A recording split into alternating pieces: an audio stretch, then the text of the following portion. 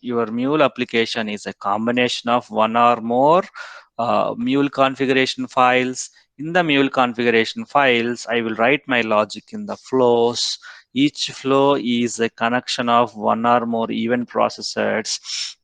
In the first event processor is called source event processor, which accepts the request from the external world, something like a browser in this example, and then it will pass the request to the next thing. Like this, it will keep on going. By end of your flow, your flow, whatever the latest value of set payload, that will get returned to the whoever is invoked my flow. So time being, you are invoking through the browser, so your browser has received this. So this is what your first example is.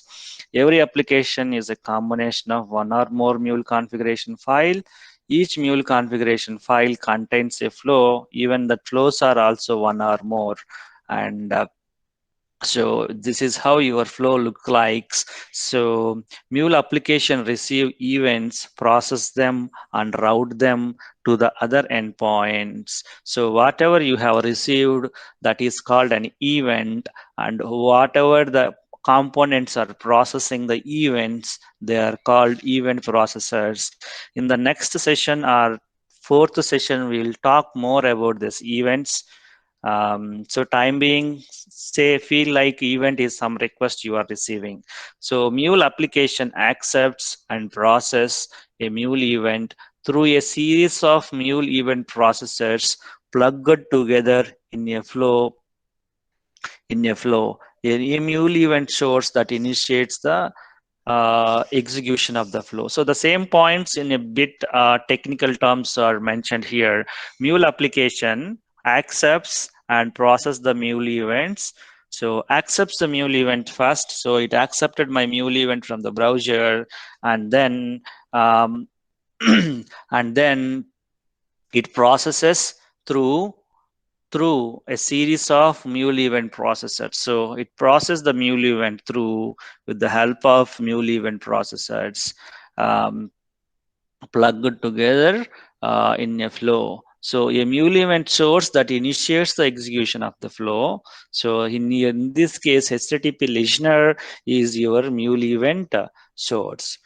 And your mule event processors are set payload, and loggers are your mule event processors. And then so there are some other thing. Event processors, what event processors will do? The event processors will do filter, enrich, and process the events and its messages. So what are this? We'll see in the next session. So mule application flow. If you see this, your mule application flow will contain an event processor. I think we are over the time. Let me take complete in 1 or 2 minutes.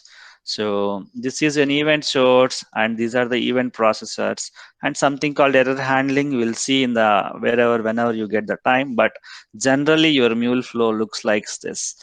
Mule application basically contains one or more flows. A mule flow starts processing an event when it is received by an event source. So a flow either contains all the processing stages, blah blah stuff. You can ignore this. If required, you can break up this into multiple flows. Sorry, multiple flows and subflows.